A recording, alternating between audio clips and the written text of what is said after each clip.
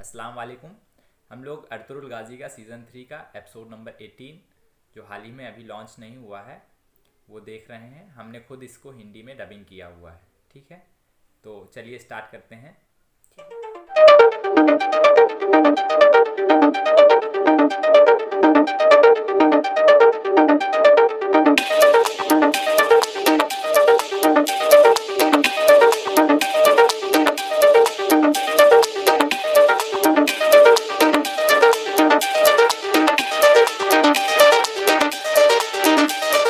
अस्सलाम वालेकुम नाजरीन। इस किस्त के आगाज़ में उराल और आलियार अपने घोड़े निकाल लेते हैं ताकि डाकुओं की तरफ रवाना हो सकें। दूसरी तरफ अर्तुरुल फ्रांसिस्को की बताई हुई जगह पर पहुंचकर घोड़ा रोक लेता है। इतने में एक डाकू उसके पास आकर कहता है, अर्तुरुल साहब आप आ गए हो। अर्तुरुल कहता है, मैंने कहा था मैं आऊँगा। डाकू पूछता है, और सोना? अर्तुरुल सिक्कों के बैग की तरफ इशारा करता है। वो आदमी कहता है, मेरे साथ आओ। फिर अर्तुरुल उसके साथ चल पड़ता है। इस दौरान आसपास फ्रांसिस्को के दूसरे आदमी भी छुप कर बैठे हुए थे। दूसरी तरफ उराल और आलियार भी तेजी से उनकी जानिब बढ़ रहे थे। फ्रांसिस्को का आदमी एक जगह पहुंचकर अर्तुरुल को कहता है, घोड़े को यहीं छोड़ दो।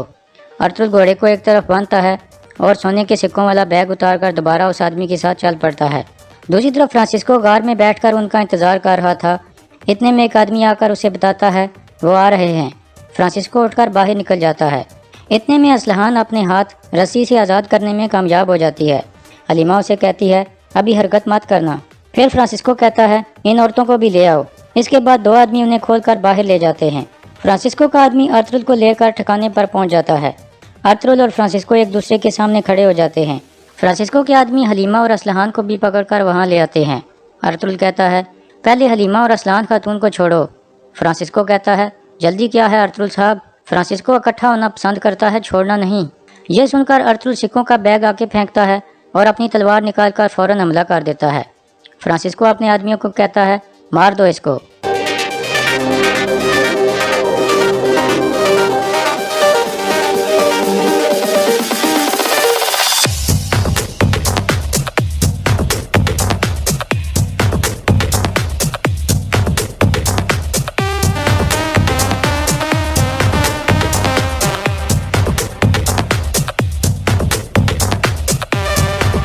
इस तरह फ्रांसिस्को समेत उसके तमाम आदमी मारे जाते हैं।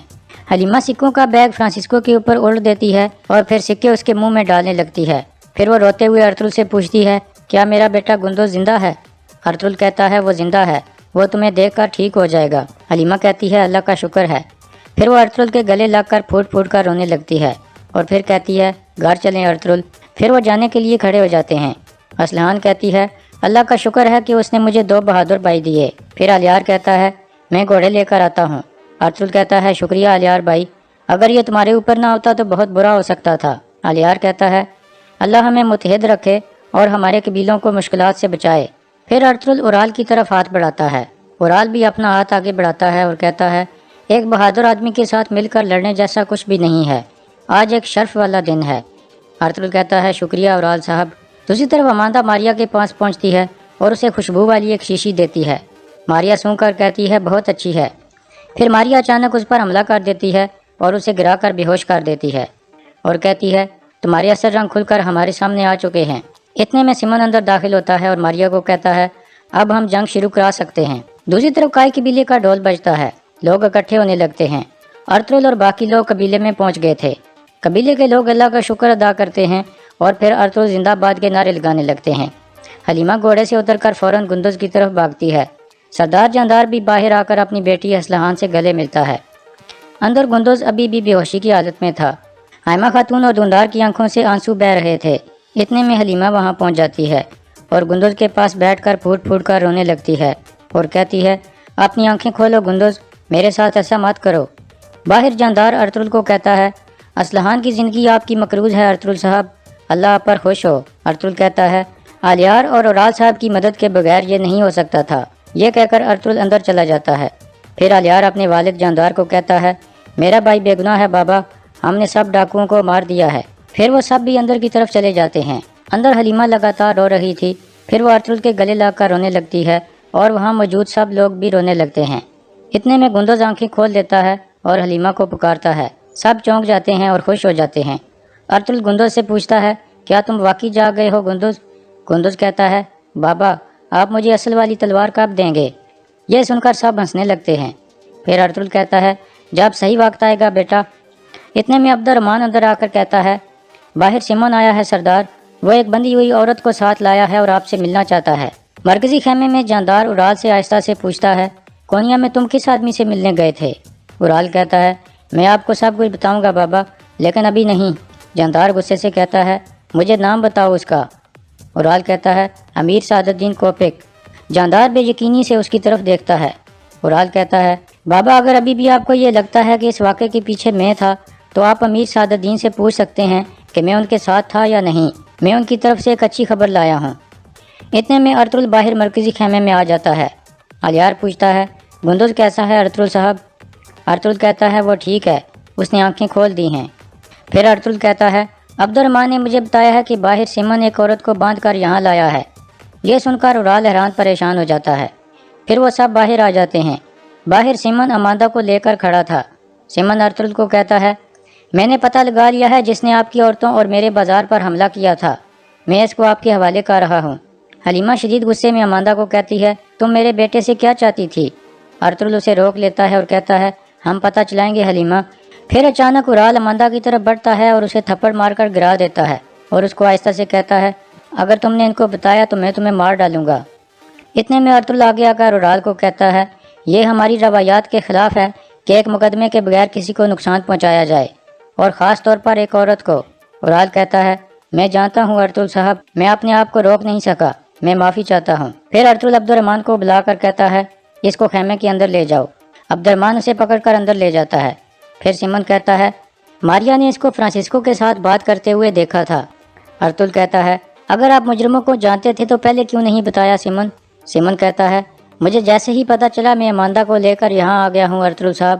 ویسے بھی آپ ترک ایک عیسائی کی بات پر یقین نہ کرتے اگر وہ سچ بھی بولتا تو۔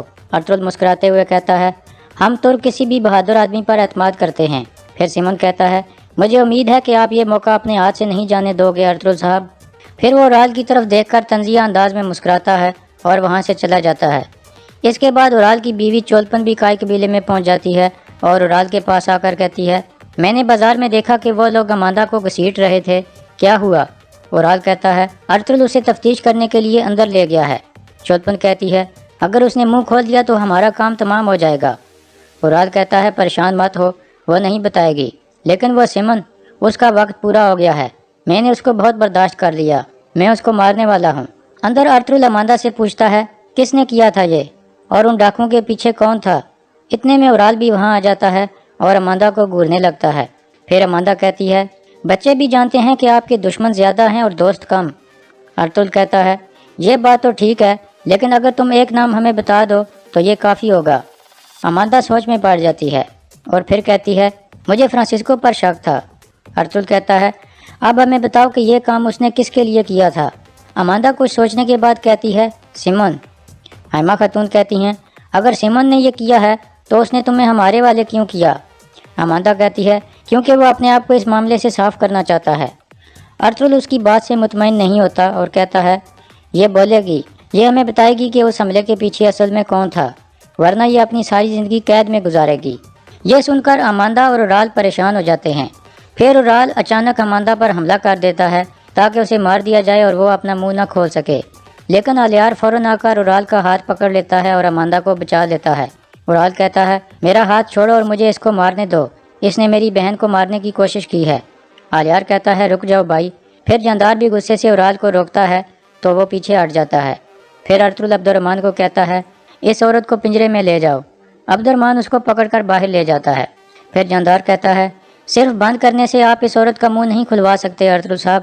ارطغرل کہتا ہے ہم ایک عورت پر تشدد نہیں کر سکتے، یہ معاملہ میں خود دیکھوں گا اور اس کا منہ کھلوانے کی کوشش کروں گا۔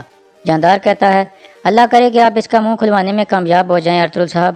پھر ارطغرل کہتا ہے کل شام کو میں ایک دعوت کا انتظام کر رہا ہوں کیونکہ ہماری عورتیں صحیح سلامت واپس آ گئی ہیں اور میرا بیٹا گندز بھی ٹھیک ہو گیا ہے، میں آپ کو بھی اس کی دعوت دیتا ہوں۔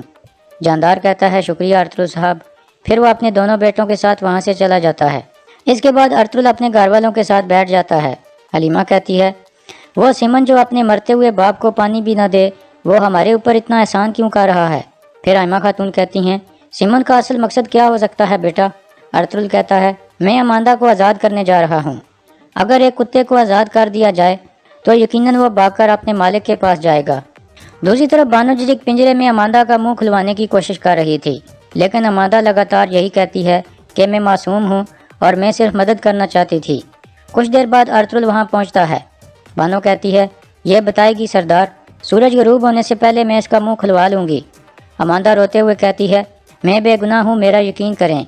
फिर अर्तुल अपना खंजर निकालता है और उसकी रस्सी खोल कर कहता है, मैं जानता हूँ तुम बेगुनाह हो। बानो जिजिक हैरान होकर कहती है, सरदार आप इस पर कैसे यकीन कर सकते हैं? अर्तुल कहता है, यह सच बोल रही है, अमांदा बेगुनाह है, असल मुजरिम सिमन है। फिर अर्तुल अमांदा को कहता है, तुम आज़ाद हो और जा सकती हो, हलीमा सुल्तान तुम्हें यहाँ से रवाना करेगी। अमांदा खुश हो जाती है और जाते हुए कहती है, आप एक अच्छे और बहादुर आदमी हैं अर्तुल साहब। दूसरी तरफ जावेदार कबीले में सरदार जानदार कहता है, मुझे आप दोनों को मुतहद देखकर बहुत अच्छा लगा। मैं चाहता हूँ कि जब मैं इस दुनिया से जाऊँ तो मुझे कोई पछतावा ना रहे। उराल कहता है, आप यकीन रखें बाबा, हम कबीले की भलाई के लिए जिंदा हैं। फिर अलियार भी उराल की तारीफ़ें करता है कि इन्होंने दिन को बहुत अच्छी लड़ाई की। फिर जानदार पूछता है, तुमने अमीर सादुद्दीन के साथ किस मामले पर बात की बेटा? उराल कहता है, अमीर हजरत इन ज़मीनों की हुक्मरानी हमें देने जा रहे हैं बाबा। जानदार कहता है, मैं उस आदमी को 30 साल से जानता हूँ बेटा, हमने एक जंग भी इकट्ठी लड़ी थी। जितना मैं उसे जानता हूँ वो ज़मीनें किसी के हवाले नहीं करता बल्कि उनसे लेता है। वो ऐसा आदमी है जो अपने खुफिया इरादे छुपा कर रखता है। लेकिन उराल गुस्से में आ जाता है और कहता है, मुझे उनके इरादों का नहीं पता, लेकिन वो ये इलाका हमें देने जा रहे हैं। ये कहकर वो बाहर निकल जाता है और जानदार कुछ सोचने लगता है। तो फाइनली ये जो एपिसोड था बहुत ही अच्छा था, काफ़ी मज़ा आई इस एपिसोड में। आप सभी लोगों ने देखा होगा, आप लोग को मज़ा आई है कि नहीं आप कमेंट बॉक्स में बता सकते हैं। और आगे के एपिसोड्स देखने के लिए हमारे चैनल को सब्सक्राइब कर लीजिए और इस वीडियो को लाइक करिए। ठीक है, थैंक यू।